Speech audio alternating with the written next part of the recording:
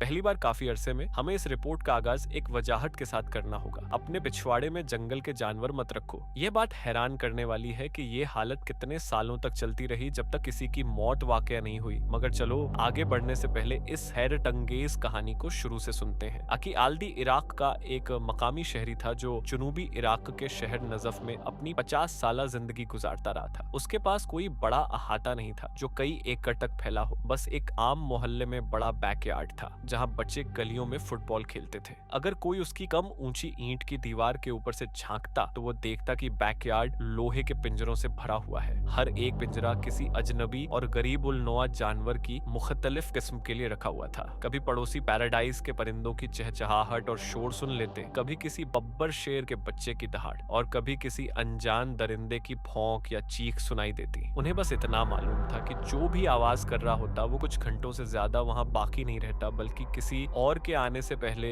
बदल दिया जाता। अकील जानवरों को कम उम्र में खरीदा, उनकी तरबियत करता और फिर मुनाफे के लिए कलेक्टरों को बेच देता था। वो यह सब कैसे कर पाता था, ये एक बड़ा सवाल है जिसका आज तक कोई ठोस जवाब नहीं मिला। इराक हर किसी को नायाब जानवर रखने की इजाजत नहीं देता और वो किसी भी बाहर की नौ पर इतना भारी टैक्स लगाते हैं कि आम लोग ऐसे अनोखे जानवर रखना अफोर्ड ही नहीं कर सकते, और यह किसी अच्छी वजह से किया जाता है। हुकूमत का ख्याल है कि अगर तुम इतने भारी टैक्स बर्दाश्त नहीं कर सकते तो फिर तुम किसी जानवर को मुनासिब खाना, देखभाल, रहायश और सबसे अहम बात, अपनी जगह को इस तरह तैयार करने के काबिल नहीं हो कि वो जानवर सड़कों तक न पहुंच सके। तो फिर अकील टैक्स अदा करने और अपनी इंतहाई गैर महफूज पिंजरेबंदियों के बावजूद उन्हें छुपाकर कैसे रख पाता था, ये एक मुकम्मल मुअम्मा है। उसकी दीवारें बहुत कम ऊंची थीं, कुछ जगहों पर बस 4 मीटर। हर जानवर के लिए डबल लॉक गेट्स ना के बराबर थे और उसके सहन या इर्द गिर्द कोई सिक्योरिटी इंतजाम जैसे कैमरे या बिजली की बाट मौजूद ही नहीं थी। फितरतन ज्यादातर लोग समझते थे कि यह बिल्कुल गैर कानूनी था, मगर वो दशकों से यह ऑपरेशन चला रहा था और उसके सब पड़ोसी इस बात से वाकिफ थे। तो मुमकिन है कि हुकाम भी अकील के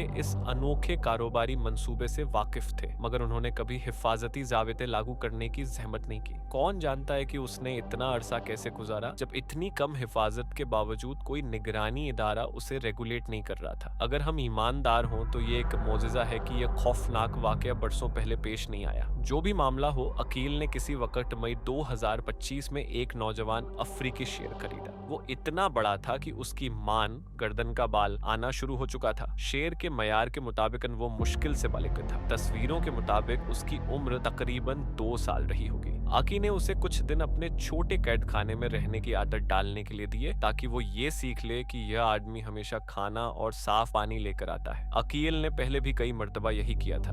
दर्जनों लाइन में शेर, बाघ और दूसरे शिकारी बिल्ली नुमा जानवर शामिल थे। पहले हफ्ते के बाद जब वो अपने पिंजरे में बेचैनी से दौड़ना बंद कर देते और समझ जाते कि जो धातु की लाठी अकील साथ रखता है अगर वो पास आए तो दर्द देती है, यही वो तवक्को थी जो अकील ने उनसे रखी थी। फिर वो उन्हें बाहर लाता और इंसानों के साथ रहने की तालीम शुरू कर देता। वो उन्हें हार्नेस में चलाता और छोटे लॉन के चारों तरफ थोड़ा घुमाता ताकि वो अपनी टांगे खींच सके। नए खरीदे हुए शेर को 6 दिन तक खाना खिलाकर और बाट करके रखने के बाद अकील ने सोचा कि अब वक्त आ गया है। उसने दिन का वो गर्म तरीन हिस्सा चुना, वो वक्त जब शेर आम तौर पर सुस्त रहते हैं, और उसने उसे अब भी खिलाया भी था ताकि वो खास तौर पर सुस्त रहे। बगल में एक पड़ोसी छत पर चाय पी रहा था और ऊपर से देख रहा था जब नया आया हुआ शेर अपने धातु के बार के बाहर पहला एहतियाती कदम रख रहा था। पड़ोसी ने यह मंजर कई मर्तबा पहले भी देखा था, बस अपने अजीब मगर मेहरबान पड़ोसी और उसके सब अजीब जानवरों का एक और दिन। आकी के हाथ में वो कोड़े की लाठी थी और जब बिल्ली नुमा जानवर बाहर निकला तो एक साथ कई चीजें हो गई। दूर के कोने में जो 4 बाज थे उन्होंने एक साथ चीख मारते हुए शोर मचाया। दूसरे पिंजरे में एक जोड़ी लोमड़ी ने भौंकना शुरू किया और 2 झेबरा घबरा कर भागे। यहाँ तक कि कोई घोड़ा भी पीछे नहीं हटा और न ही शेर ने कोई गैर यकीनी कदम रखा। रद्द-ए-अमल फौरी था। वो अपने तंग कैद खाने से बाहर था और उसके चारों तरफ दुनिया अचानक अफराट फरी में बदल गई। उसकी फाइट एंड फ्लाइट हालत चालू हो गई। फितरतन कोई भी नर शेर लड़ना पसंद करेगा। जिस लम्हे उसके चारों पंजे दरवाजे के बाहर थे और अकील उसके पास उस बड्डुआ लाठी के साथ खड़ा था, हैवान गुस्से से फट पड़ा। वो अपने मालिक पर उसी चालाकी और रफ्तार से पलटा जो सिर्फ बिल्ली नुमा जानवरों में होती है। अकी ने उस पतली धातु की लाठी उठाई और शेर के चेहरे पर मारने की कोशिश की, मगर गोया वो मक्खी मारने वाला झाड़ू ही लाया था। इसका जानवर पर कोई असर नहीं हुआ। वो बदन पीछे खींचा और उस आदमी पर झपट्टा जो अभी भी लाठी से उसे रोकने की कोशिश कर रहा था। अकी 220 पाउंड के नौजवान शेर के नीचे बेहोश होकर गिर पड़ा। उसकी चीखें कोने में खड़े जेबरा की चीखों से भी ऊंची थी। शेर का निशाना बिल्कुल दुरुस्त था, गले की रग। अकी की डर से निकली चीख फौरन खामोश हो गई। वो बस शेर की मान के बाल पकड़ सका, कोशिश कर रहा था कि उसे खींच कर हटाए, जबकि जिंदगी उससे निकल रही थी। छत से नीचे पड़ोसी का चाय का कप टूट गया और वो तेजी से सीढ़ियां उतर आया। जिस लम्हे जानवर ने हमला किया वो उठा और शेर जितनी रफ्तार से मुमकिन था उसी के करीब रद्द ए अमल दिखाया। वो देखता ही रह गया जब उसका दोस्त जमीन पर गिरा पड़ा था और शेर उसका गला पकड़े था। जब वो दरवाजे की तरफ बढ़ा तो अपनी फौजी दिनों की राइफल उठाकर लौट की और सैंडल पहनकर बाहर भागा, बिल्कुल किसी अरब एक्शन हीरो की तरह। उसने पुराने कंटेनर पर छलांग लगाई और बाड़ के ऊपर से झांका। वो इतना बेवकूफ नहीं था कि दीवार के ऊपर से कूद पड़े जब आंगन में गजबनाक शेर मौजूद था, मगर उस मकाम ने उसे ऐसी पोजीशन दी कि अगर शेर भागने की कोशिश करे तो वो उसे निशाना बना सके। और अपनी बीवी को चिल्लाकर कहा कि हुक्काम को बुलाओ। जब तक वो दीवार तक पहुंचा अकील पहले ही चैन से हिल चुका था। उसकी पहले सरी रंगत अपूरी तरह से सुर्ख थी। उसका चेहरा और गर्दन चीथड़ों में तब्दील थे। पड़ोसी जान गया कि उसका पुराना दोस्त मर चुका है। कोई जिंदा इंसान ऐसे नहीं हिलता जब एक पिल्ली उसे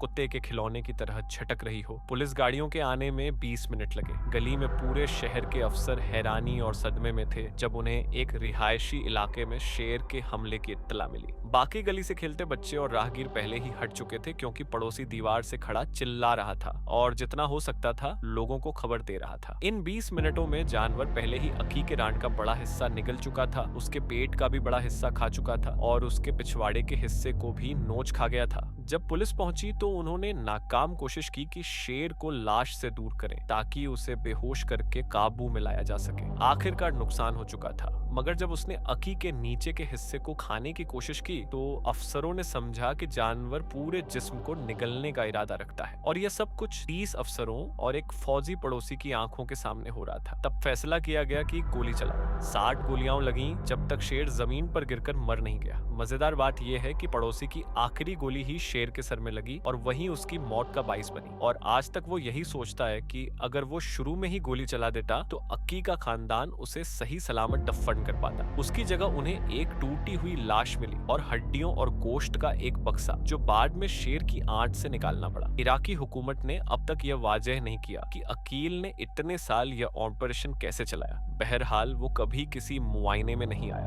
न ही किसी ने परवाह की कि यह ऐसे इलाके में हो रहा था जहां बच्चे और खानदान रहते थे। उसे कहीं से जानवर लाने पड़ते होंगे और मुमकिन है कि वो उन्हें दूसरे मुल्कों में बेचता भी रहा हो। अगर यह सब कानूनी तौर पर किया गया था तो फिर कभी कोई हिफाजती मुआयना क्यों नहीं हुआ? और अगर यह गैर कानूनी था तो पूरा मोहल्ला उसे रिपोर्ट क्यों नहीं करता? हकीकत में शायद इससे कोई फर्क नहीं पड़ता कि मामला कौन सा था। अगर यह इतना अरसा चला तो यकीनन और भी ऐसे लोग होंगे जो यही काम कर रहे होंगे। और इराक में ऐसे बंद पिंजरों में जानवर हैं जिन्हें सही देखभाल नहीं मिल रही। जिंदा सांस लेते हुए टिक टिक करते बम जो सिर्फ अपने कैदियों से इंतकाम लेने के लिए बैठे हैं। उनकी घातक आखिरी मंजिल।